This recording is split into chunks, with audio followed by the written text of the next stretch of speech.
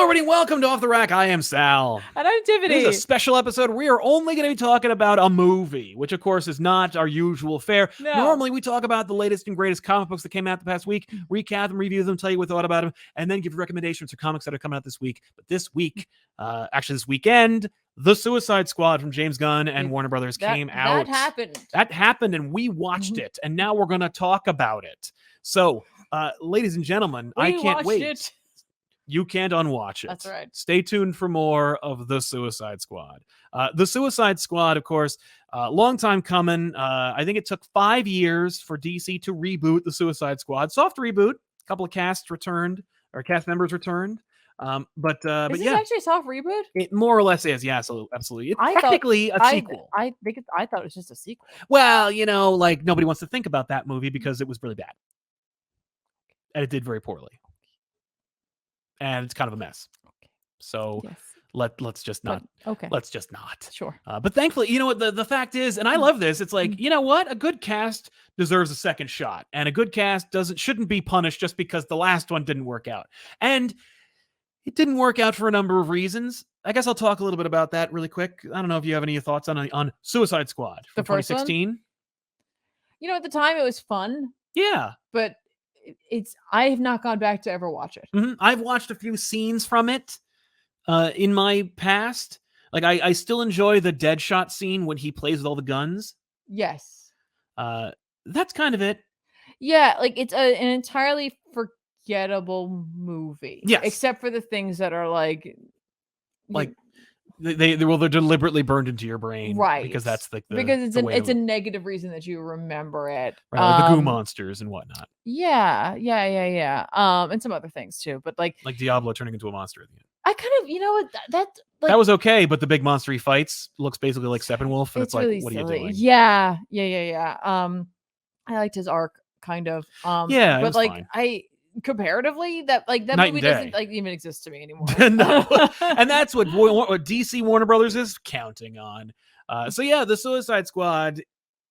If you're thinking about streaming it, I'd say definitely watch it just to be part of the conversation. But also, I dug it. I genuinely dug it, and it's funny. It's one of those things where we're kind of trained at this point to watch these movies and these shows to kind of see what they're teasing, what the next thing is. Yeah. And it's not that. This is not what that is. And it's actually kind of a better example of what I've wanted from the DC cinematic universe for a while, which is them making these kind of like movies that are especially catered to the characters, that implies a larger world and maybe even hints at them, in a kind of comic booky fashion, but is its own story. So that when you get to the big team movie or the big universe exploring saga, it's exciting and special and it feels fresh. Right. As opposed to it being like, well, we basically saw that broken up into 6 different movies. And that's kind of, this movie is just, it's amazing how this movie definitely could never have existed before all of the, before everything. Yeah. Right? Like everything that Marvel's done, everything that happened with James Gunn, everything that happened with DC, every decision DC's made. We're in a place where I think, in both studios, if we're doing comparisons of apples and oranges, Marvel and DC, their studios are like, they have their own approaches. And David Ayer was really screwed out of a Suicide Squad movie because he made one that was very specifically catered towards his own sensibilities and his own kind of ideas. And, I don't like it. I don't think I would have ever liked it. Right. No matter what version I would have seen. But at least I could say with confidence that the one that we never saw would have been the David Ayer version. It would have been his movie. I could not like it on the merits or demerits of him making his own movie. But that's not what we got. We got this like mess because the studio is like, oh, it's got to be that. It's just all reaction. And this movie is also a reaction, but in the total opposite direction. Yeah. Because this, I felt virtually no studio interference. No, I agree. I agree with that. It felt like Gunn was completely at the helm. Right. Like as though they're just like, I don't care. Right. Yeah. I don't want to hear it. So make it. Which is dangerous. It is dangerous. Because it's like, now they'll be like, now do that. And it's like, not everyone can do that. You can't know, just let the them lesson go. here is let the creative do what the creative is going to do. Exactly. Just hire the people then who you think will shepherd or what you're looking for. Give you Don't what you're try looking to for. take a name and then make them do something that's not what they're known for. Exactly. Like this, a lot of people, I think, and myself included, were expecting this to feel like Guardians of the Galaxy, and it doesn't. Instead, this feels like a James Gunn movie. I don't know what I was expecting, because as I revealed to you, literally as he was like pressing play on it, I was like, I only saw the one trailer. Right. You didn't even see like half of what the movie, and the trailers did give away a lot. But I saw the first trailer. Right. End of story. I didn't see anything else. I didn't read anything else. Yeah. Like, my knowledge of this movie going in was not something that a person who is sitting on the side of a YouTube screen should be admitting. No. But I am, because I had a very different experience watching this movie where I didn't know what was going to happen. Which is pretty friggin' awesome, by the way, because I definitely knew all the beats because I saw all the trailers, and unfortunately the trailers are designed to get you to see the movie, but also to give away the movie. And like, all right, you know what? But it doesn't. You know, it didn't hurt my enjoyment of the movie, but I also did not have a fresh experience seeing the movie because I saw so many scenes. Mm-hmm. So what are your thoughts? So, okay, I think it's really hard to put this into like a cohesive sentence. That's fair. So bear with me here.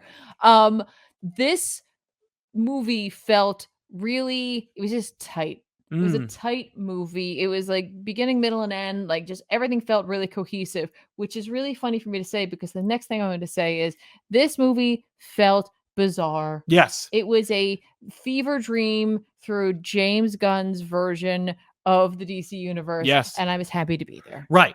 And that's, like, yeah. It's like, it was a tight movie where things were allowed to breathe and we could have random vignettes, and it didn't take away from the overall plot or make it feel like it had to be rushed. No.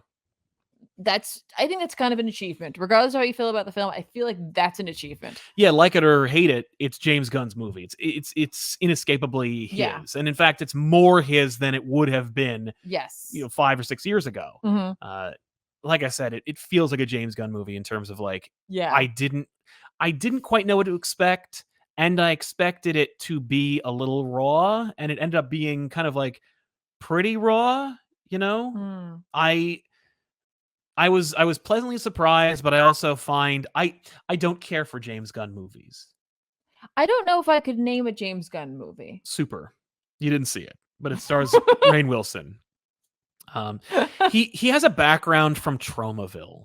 That explains the gore at the beginning, because the gore for me was like, we're not making Guardians of the Galaxy. Right. That's like that opening sequence to me was like, this isn't that. Right. If you came here thinking you were going to see that, that's not what this universe is. I can do different things. Right. Yeah. But still feel like distinctly mine. Absolutely. Yeah. Yeah. And I was like, okay. And like, it felt a little over the top, but knowing that now, and I'm like, oh, you like that kind of shit. And gotcha. It's like, and Suicide Squad lends itself to that. It's actually kind of remarkable seeing it and knowing what James Gunn is capable of and what he has done in the past, to see Guardians and go like, oh man, like either you exercised incredible restraint or you had restraints on you. Right. Because people were like, this is revolutionary. And it's like, oh man, no. Like compare Guardians to this. Not saying the one's better than the other, but I am saying one is cleaner. Like Suicide Squad is dirty. Yeah. It's raw. It's gritty and grimy. Yeah. But like, that's this team. It is. And it lends itself to that because of the nature of the source material. It's funny. Like, they ended up picking a director who fit the subject. Who'd have thought? Really well. And that's the kind of future I'm hoping for from DC. Like, I kind of really want Robert Pattinson's Batman movie to be part of this universe, because then it's like, that is distinctly that movie. And it's technically part of this universe now, but it's like, that's that. And this is this. And we're going to see how that all works together. Cause that's what DC is. Like Marvel, people talk about how Marvel's like homogenized. And it's like, Marvel was mostly created by 3 people. Yeah. It feels homogenous because they all created it, because these 3 people created it like the whole time. Yeah. Or at the very least, it started that way with a foundation of 3 dudes. And with DC is a patchwork. Like Batman and Superman originally operated in 2 different freaking universes. Like people think, like Blue Beetle and Booster Gold are characters that have been around. No, they came from different places too. Like everything that is DC, like everything works despite the fact that they all, like Shazam and Superman, should never be in the same room together, and they fought. Like the Superman and Shazam's relationship is the linchpin of one of the greatest DC comics of all time. And you know what I mean? Batman and Superman are best friends and brothers and have like an intrinsic connection and a relationship, despite the fact that they absolutely don't belong in the same universe together. Right. And it's like, if you can make that work, if you can pull off that hat trick, yeah, you deserve all the money and you deserve the accolades you get from that kind of achievement. And that's what this feels like. It feels like a bunch of disparate elements all coming together that are like, well, this shouldn't happen. This is wrong. And then it all works anyway. Like the Suicide Squad in all rights should not fight Starro. Right? Because like Starro's too big, he's too scary, he's too massive. Starro is the first villain the Justice League fight. Right. And it's now the first villain that the real they might as well call the real Suicide Squad. The real Suicide Squad fight. You know, this like the Justice League will never fight Starro now.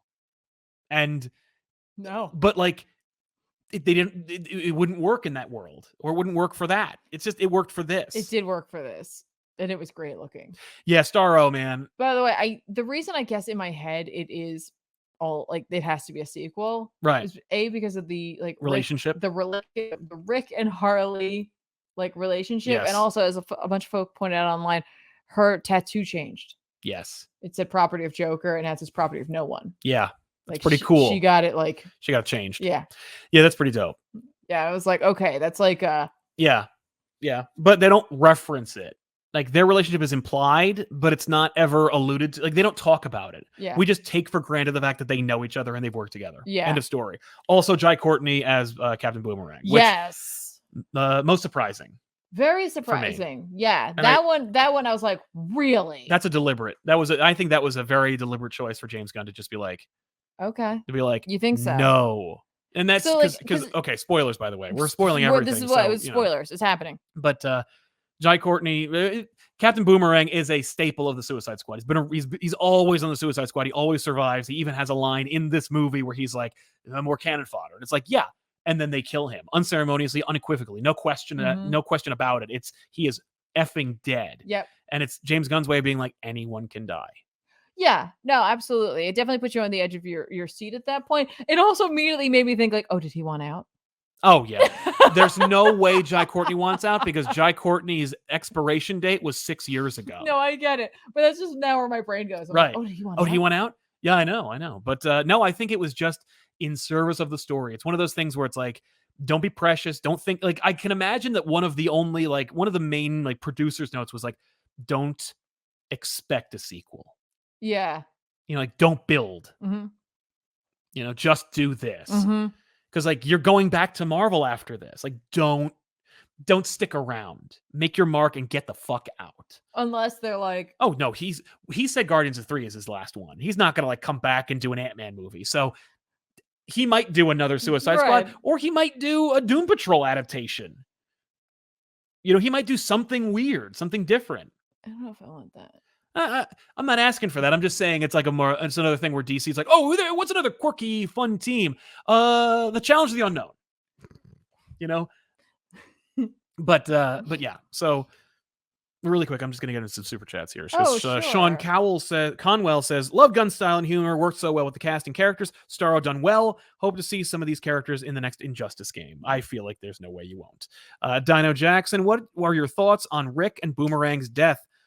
Good thing we told people about spoilers. I know. Those were moments that made me realize Gunn is willing to kill anyone. Yeah. And that's really what it is. Boomerang is set up to show you he's going to kill anyone. And then when Rick does die, you're not like, what the fuck? You're like, oh. I was.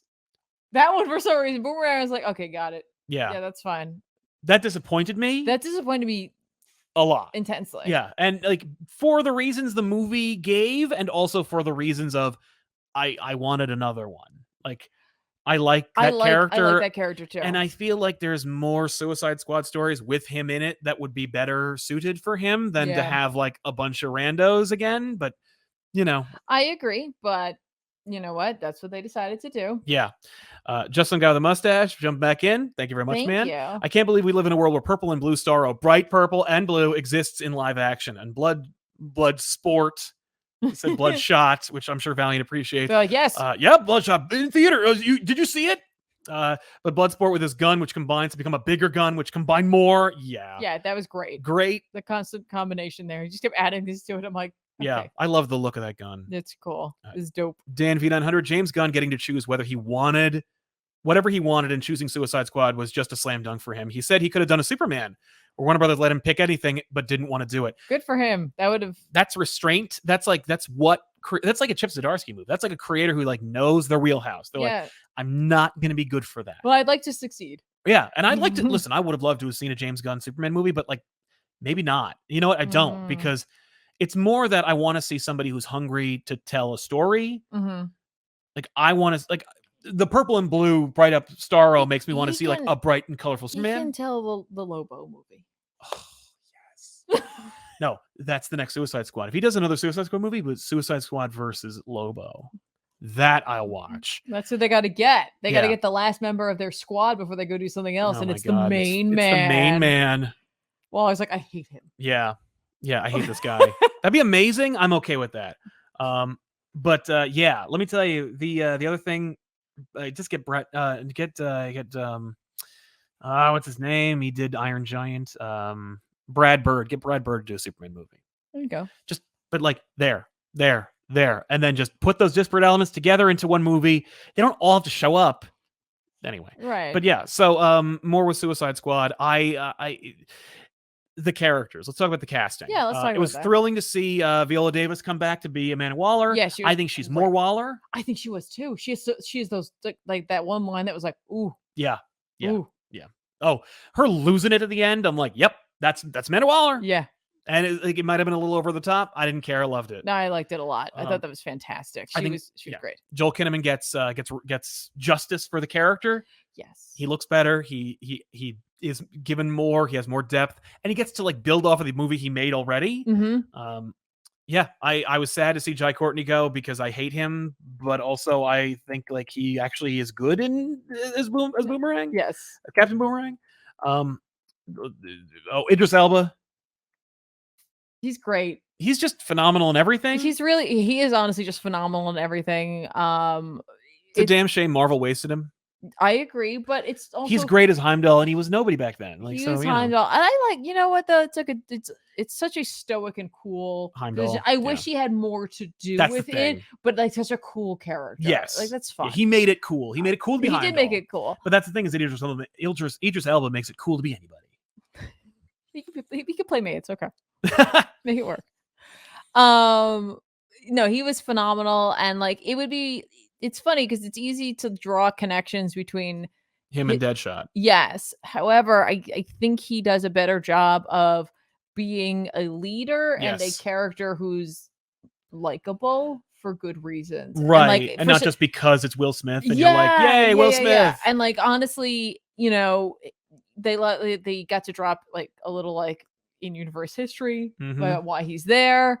And also the fact that like we get to see him in that one scene show his relationship with Rick Flag. Yes. And I was like, that was really cool. Yeah. Like, no, this guy wasn't always a bad guy. Yeah. Well, and they show and don't tell. Yes. They imply and they give it to you and you're good to go. I really want to get into Daniela Melchior. I would say Melchior. Yeah, Melchior, Ratcatcher 2. Yeah. She's great. She is great. And like a lot of people are saying it, but like she's like my level of superhero. Right. Tired all the time. She was tired all the time. It's hilarious. I felt a really strong kinship to her. Big props to Sylvester Stallone for voicing King Shark. Was that with him? Yeah. Oh, I didn't realize it. It wasn't Taika Waititi. No, it was not. But I really wanted it to be, but I did like his role. Yeah. It's fun. I also would have taken Ron Funches as King Shark, but it would have been a very different King Shark. Yeah. This King Shark made me very sad. Yeah, you saw me. I couldn't, like, once he entered the movie after a certain point, I was like, I can't handle this anymore. I know. It was good. Made me so sad. And I like that they didn't even do anything with it. He didn't do it. There was nothing about it that like outwardly happened that would make you sad. He just, the way in which he was animated and the circumstances he was in, I was just constantly so sad and upset for King Shark in this movie. Yeah. No. There's that moment where he's on the bus and he's just alone. They just left him. Yeah. He's just so sad. He's so sad. And that's the thing is Gunn's like, it's sad. He's sad. Deal with it. And then when he makes the little Peacemaker and Oh he my turns around and God. Peacemaker's gone. Yeah. And I'm like, could Oh. everybody please stop abandoning this character? Right. This character who I'm terrified of because he's a man-eating shark man. Right, because he'll kill you. Yeah. Yeah. Then he finds friends, and those friends are at like, I okay. know. Yeah, everybody's great. Trying to think of everybody else, like who's in the main cast. Peacemaker? Peacemaker, John Cena. John Cena is one of those things where I'm like, oh god, another friggin' wrestler wants to friggin' make movies.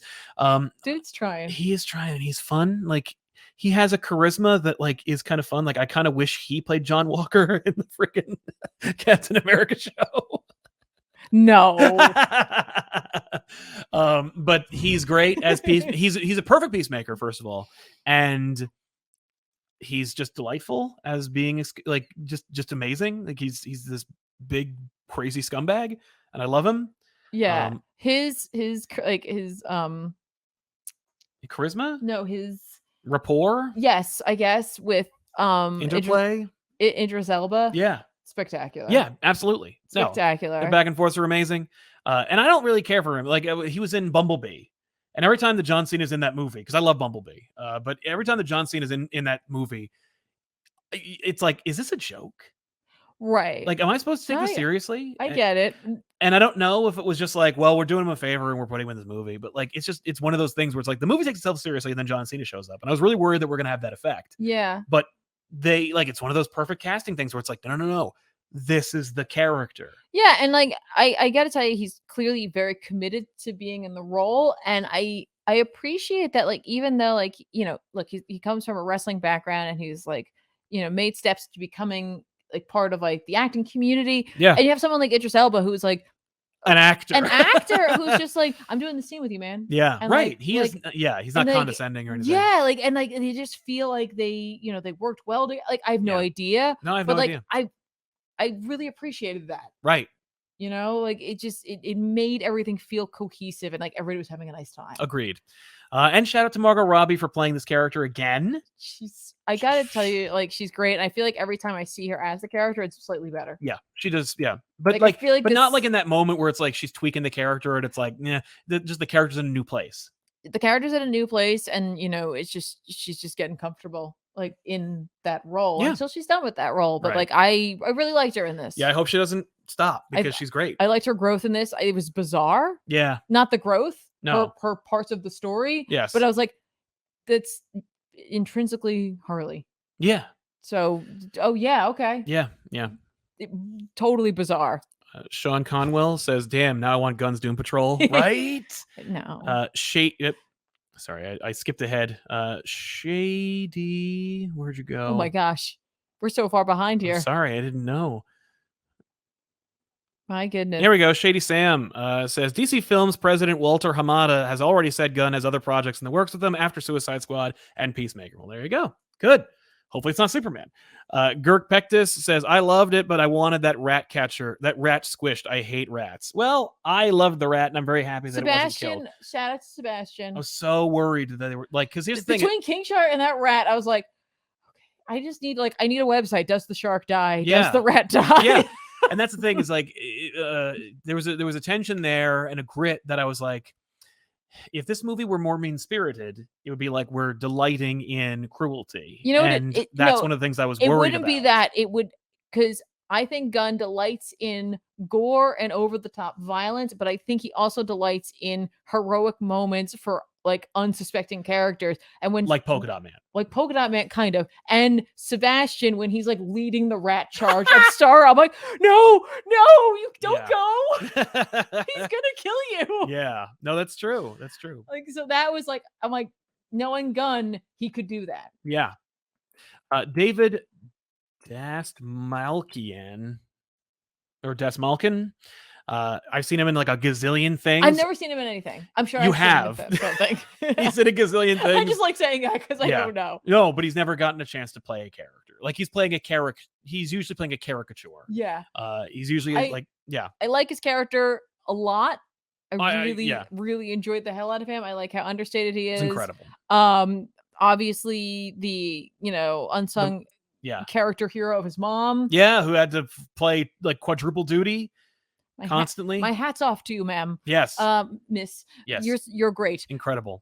I will say, as I pointed out, and this is a me thing. This isn't a movie thing. Mhm. This is a me thing. I was so sure I knew it was going to happen with what they set up with Polka Dot Man, and it doesn't. I was like, oh, fine. I was like, I figured he was gonna go down, but I assumed it was going to have to do with him releasing the polka dots that he kept saying he had to do. We saw it like kind of one time, and but it kept coming up as a plot point. I'm like, well, that's coming. Yeah, that's coming.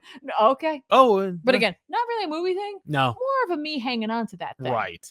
Authentic Apathy helping us out. Thank you very much. much. Joey Amorim says, is Harley Quinn's badass intensity when killing people in her escape scene accurate to the comics? No quips, no giggles, just murder. If it's a new thing, I think it's a great touch for her character.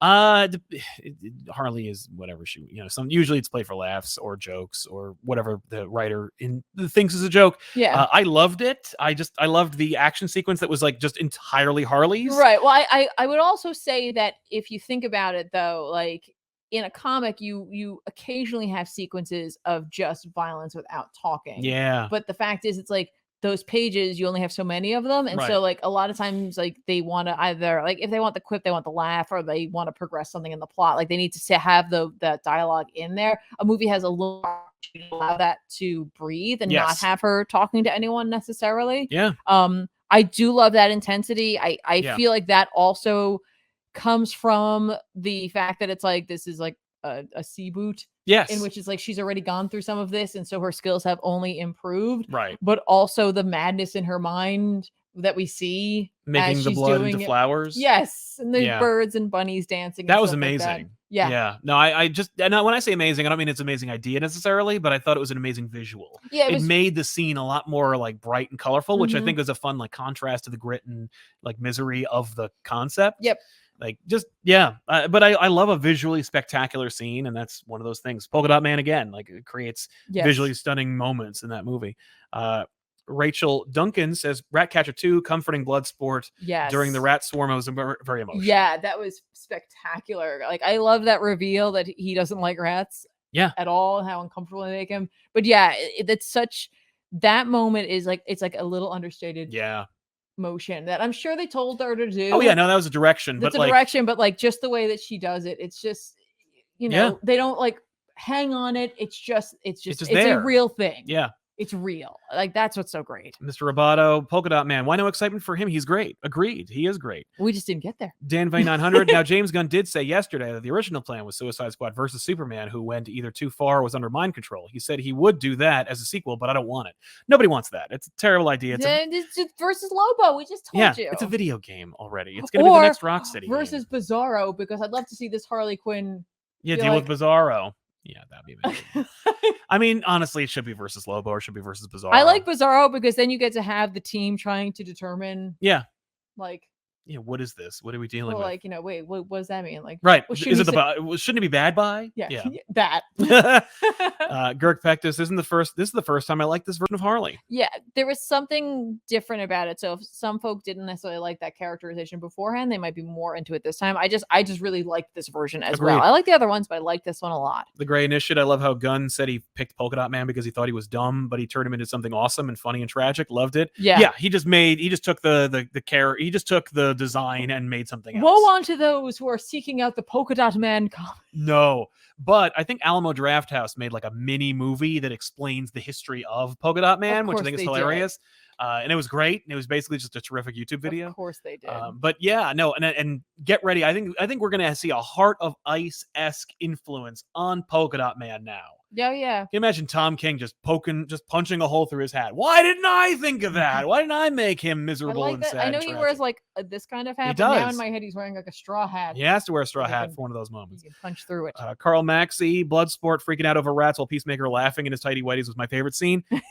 Great little character moments, which are a good marriage of filmmaking and acting, where it's like you get to actually see them play with it and do those scenes and see what arises from them. You're not sure where the direction of writing ends and the actors begin, and like that really works really well. I also want to point out that they managed to handle like comedic beats and quips in a way that it wasn't too much. No, because how sometimes they can hang too they long on really do. something. Yeah, This worked. They noticed things like the characters like have little banter here and there, but Yep. it totally flowed for me. it did. I agree. Mr. Roboto, lesser known villains for Suicide Squad 3. I'm gonna call it 2, but I mean Condiment King makes sense. He's got to be in there. The misdirection of that movie was like, here's the Suicide Squad. I remember when they introduced those characters and they showed you like all the character breakdowns, like Yeah. them in costumes, and I'm like, these are all gonna die. These are all characters who are gonna die. Like I knew they were gonna die based on how comic accurate they all looked, and I'm like, they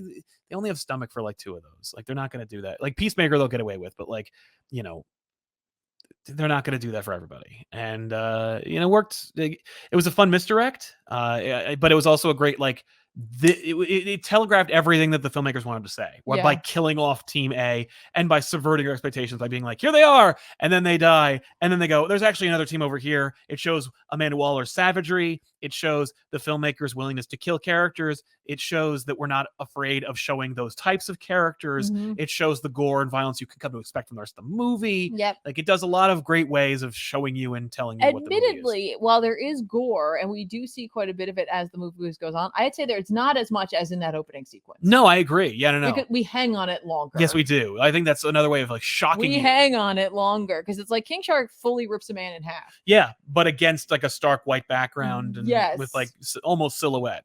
It's also spectacular. It is spectacular. It's a great looking moment. Yeah. Authentic apathy. In my opinion, when Squad turns around at the end, the Justice League should have flown in overhead to fought Starro in the background. That would have been fun. That would have been a fun way to end it, but it wouldn't have been justice to their characters. Yeah, but that would have been Yeah. Neil and Bradley beginning of the movie. I love John Cena at the end of the movie. Fuck John Cena. Agreed. Yeah. Kane's World says, can we all agree that women who knocked Amanda Waller was amazing? My favorite scene, the kids. Yeah, they're great. I love that moment. I love that moment, but I also the only thing that took me out of it was like, and then they're still alive, right?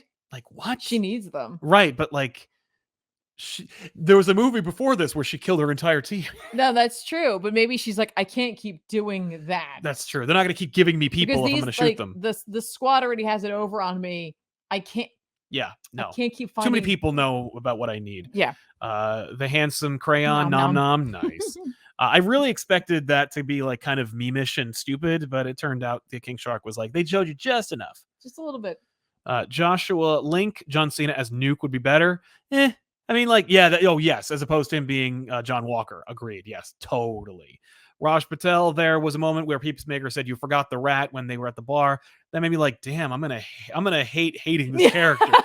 Yes. See, I didn't even realize I was going to end up hating this. No, me either. Because that like I kind of. Well, I didn't know there was going to be a Peacemaker show. Right. So like you expected him to die. This is me going into this movie like in a way that like people don't get to go into movies anymore. Yeah, no. Like I had no idea. Especially in our line of work. No idea. Yeah, that's fair. Joey Amorum, I think it's hilarious that Cena did all the press of the movie in the Peacemaker costume. I thought that was really sweet and like a really like nice way of showing.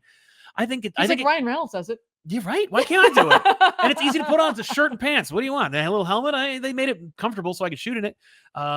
Plus, it's a brilliant move. It's actually kind of like genius for John Cena, where it's like it's selling the show. Yeah. It's telling a story that says I liked making this movie. Yes.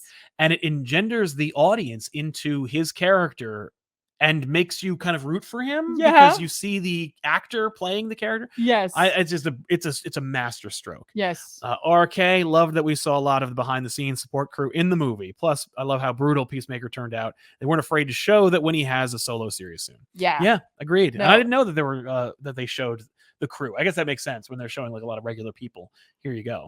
It's really smart. Yeah. For sure.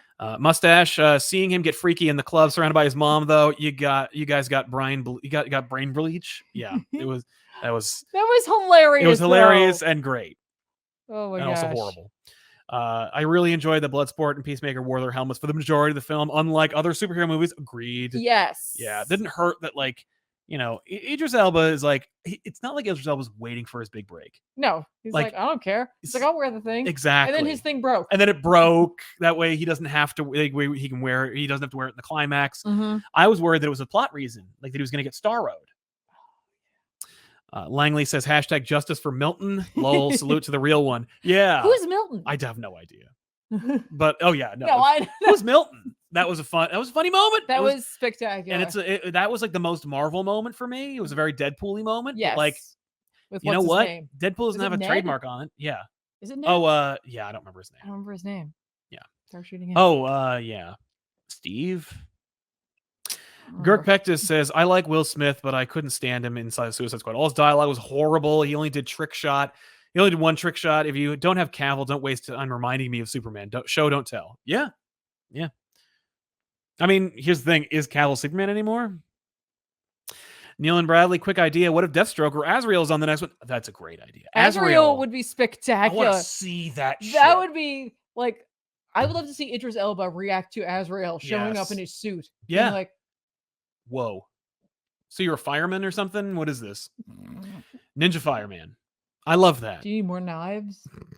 I want that so Like, bad. you're I want very his his what's it called? Yeah, his gloves, like his lacrosse gloves. I want the Joe Quesada suit. Oh my god. Girk Pectus, what do you think of Gunn's non-comic book films? I love them all. I don't, but like they're not for me. Like they're just too gritty and too harsh and too miserable. They're not for me. But I don't like trauma movies. I think they're gross and stupid. Even though Jersey, Toxic Avenger, but like, yeah, no thanks.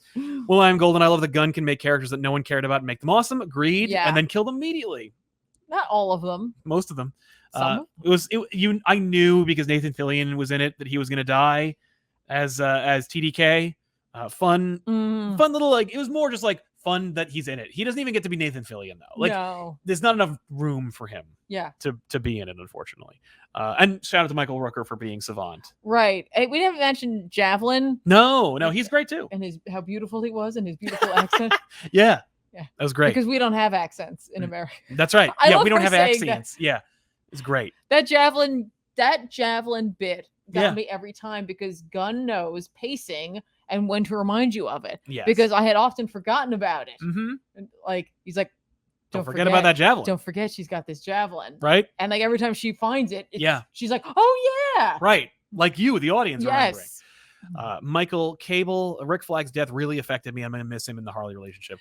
Yeah, they finally made it something I want. Yeah. And it's sad that it's over. So that was another one, though, for me, that the movie set up one thing, actually set up two things, and it delivered on one of them, but not the other, because it sets up, obviously, that Peacemaker and Bloodsport we're going to fight. Are going to fight. They're going to butt heads. They have very similar power sets. Like, we're going to see that at some point, regardless of me not knowing like where things are. But as it was being revealed that he was bad, I was like, okay, it could be them. But I was like, it's going to be Harley. Harley's going to kill him for what he did because she was friends with Rick. Yes. Because Rick came to save her. Exactly. And I was like, she's going to be like, nope. Yeah. Nope.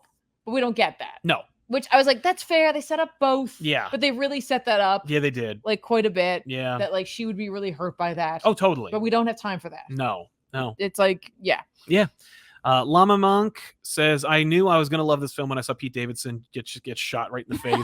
I don't care for Pete Davidson myself. I don't think that was like their way of saying he sucks. He wouldn't have done the movie. Yeah. But yeah.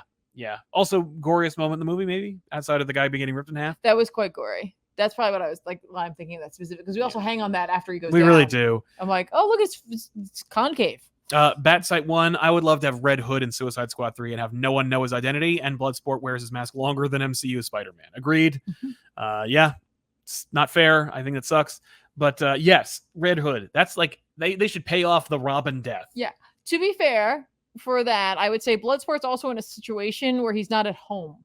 Yes. So it's not like he, you know what I mean? Like they put him in a situation where he's stuck in his costume, except when they go to the bar. Right. Where everybody gets all the actors get a day to just wear regular clothes. That's true. But yeah, so other takeaways from Suicide Squad? If you told me 5 years ago that I was going to see a gigantic version of Starro on screen, looking accurate, doing Starro things. Yeah. And it would look good and it would make sense and it would end up being a spectacular villain. Yeah. I would not believe you. Right. At all. Like, obviously, like you see Starro when they find him and then it's a little bigger, but like that reveal still hits you how big he is. Yeah. what's his name playing the Thinker? Oh yeah. Oh. Doctor Who. Yes. Which one is it? Who Um. can remember? Peter Peter Capaldi. That's it. Yeah, he's great. Yeah. He plays. He's barely in He's it. barely in it. He's barely in it, but like he's just the right amount of bizarre. Yep. Well, he fits in this universe. He fits in the world that Gunn presents. Yeah. Where he walks around like that all the time. Yeah. And he gets his. But there's literally a moment where I was like, what could they possibly do to stop him? And like, obviously Polka Dot Man. My other thing was the rats, and it turns out to be the rats. I was like, the rats are gonna play a role. Oh yeah. Here. But just it's just good. I don't know what else to say. No, I just really had a fun time. I would literally watch it again, like tonight or this weekend or whatever. Like I would watch it again. I had such a fun time with it. Can we talk really briefly about the integrated like title cards? Yeah. And how like much that like is cool, and we've seen it done before in other movies, but including Suicide Squad. Yes, but like in particular, the way in which Gunn did it for this. Yes. Made it feel like more comic booky. I think this is actually a more successful comic book movie, like leaning into like we're making a comic book movie, like the way that Scott Pilgrim or Hulk did. Yeah, this is the most successful out of all of those. Okay, Scott Pilgrim is its own thing. It's not that it like translates Scott Pilgrim into a movie. It's just it's a new interpretation of Scott. Like people prefer the movie to the comic. This is a blend of the two things. Yeah, and but also I hesitate to applaud comic book movies that are like too, synonymous, because I want like them to be separate. Yeah. And it is an interpretation. Like it is straight up an interpretation. And not like this is the definitive Savant. It's just like, no, we're taking Savant, which you don't know, but you should know that he exists. And here's him now. And that's a fun idea. And I think it does a nice job. I honestly felt like the moment where Starro erupts and it says Suicide Squad versus Starro. Yeah. I thought that was a little over the top. Yeah, that was I mean, I dug it because it was like the title, it was like the cover of a book. Yeah. Or Scott Pilgrim-y. Mm-hmm. So I didn't at that the font was a weird choice. I was like, that's a little dated. At that point I didn't really No, I didn't feel like it was that bad. Yeah, whatsoever. Not really sure where our moderator is. I don't know, but they're dropping the ball. But okay, yeah, they're hidden. Anyway, but I could only put them in a timeout. Well, they're taking care of it now. Yeah. But I don't know. It didn't irk me. No, like everything else, it didn't bother me. I was just like, everything else was so integrated. Yeah. Everything else was integrated, and that really wasn't as much. But it was the big fight. Yes, so it's fine. Also, like, what a horrible way to die. Oh my God. Keenan, it was like beautiful and terrible. Yeah. It was just all the wrong things. Keenan Meyer agreeing with Tiffany. King Shark broke my heart in this movie. Interesting how his design is so different from the animated movie and the Flash show. Yeah. Yeah, I love that they're just like, it's a shark. There's lots of different sharks. Yes, it's definitely their own take on it. Yeah. It's 100% King Shark though, no matter what. Yeah. But such like he's a menacing looking guy that they also were able to translate into sadness because he has like those round shapes to him and stuff like that. Like it's just he's got the triangles for like the danger and the sharpness and all that, but there are some like round shapes to his form that like give you that ability to play on that as well, and like just handled so well. Right. I don't know if not James Gunn, if what's his name was playing. Oh no, no. The King Shark was played by a physical actor. Yeah, but I wasn't sure if it was his brother. No, it was not. Okay, it was Steve Agee. Yeah, Steve Agee does an impeccable job of translating like physical, like emotion. Yeah, such a great job. Exactly. Also, please don't bring back Weasel. No. She's just so uncomfortable. It's just the worst. She's so uncomfortable looking. Deb M, rats in the eye. What a terrifying way to die. There you go. Yeah, horrific. And Stephen Coronado, hey guys, just caught the stream late. What villains would you like to see in another Suicide Squad movie? People in the chat have already suggested some fantastic ideas. I'd like to see Red Hood, and I'd like to see Azrael. I said Lobo. Lobo would be great. How about Gentleman Ghost? Yes. Be amazing. What a great idea.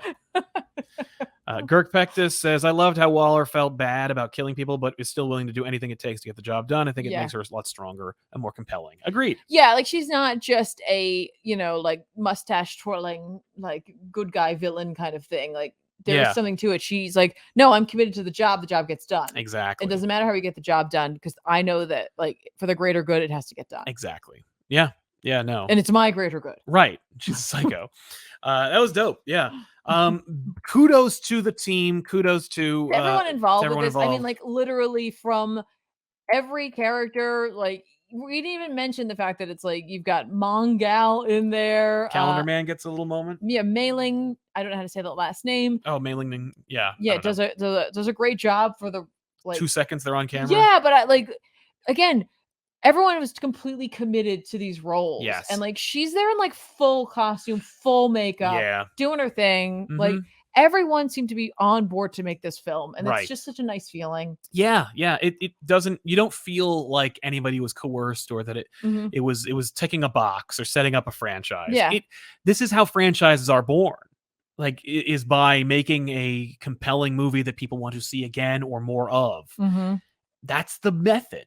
The method is like give people the movies that they want to make and let them tell their story with some restraint. Mhm. I'm sure there was a budget restraint, Oh, sure. but like the budget was significantly higher than it ever would have been. Right.